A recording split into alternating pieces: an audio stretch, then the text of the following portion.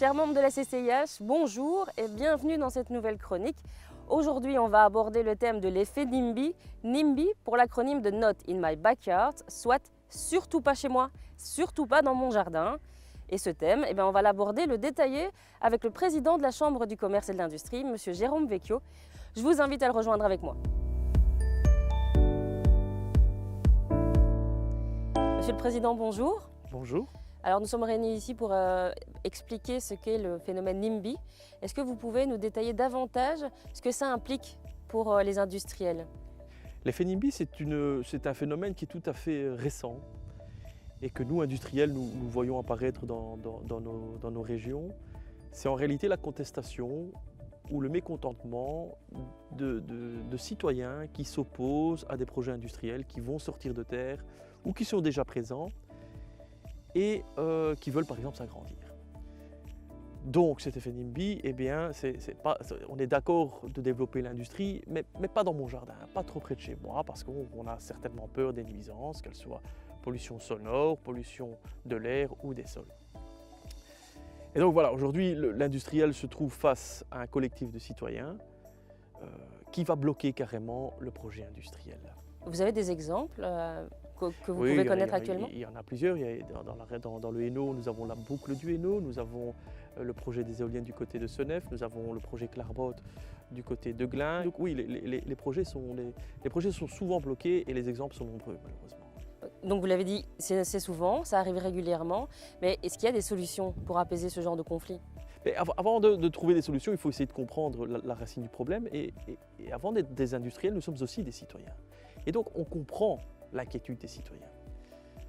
Si on la comprend, alors il faut entamer le dialogue avec le citoyen.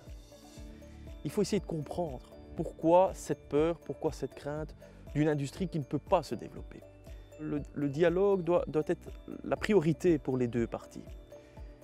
J'invite dès lors les citoyens ainsi que les industriels à immédiatement discuter et prendre part au projet, à comprendre le projet, à peut-être même le développer ensemble. Sans dialogue, on peut comprendre que le citoyen a certaines inquiétudes. Il faut rassurer le citoyen? Il faut le rassurer, il faut certainement l'impliquer. Il faut aussi beaucoup d'empathie au niveau de l'industriel. Mais si vous me le permettez, je voudrais aussi inviter le citoyen à utiliser cette même empathie. Parce qu'aujourd'hui, dans un bassin de vie comme le nôtre, il est impossible de ne pas développer l'industrie. Alors on a parlé des industriels et des citoyens, mais il y a un troisième acteur dans ce genre de conflit, c'est le législateur. Qu'en est-il à ce niveau-là? C'est vrai que le législateur, le monde politique a également son rôle à jouer dans ce genre de conflit. Je tiens aussi à rassurer les deux parties, que ce soit la partie citoyenne ou la partie industrielle.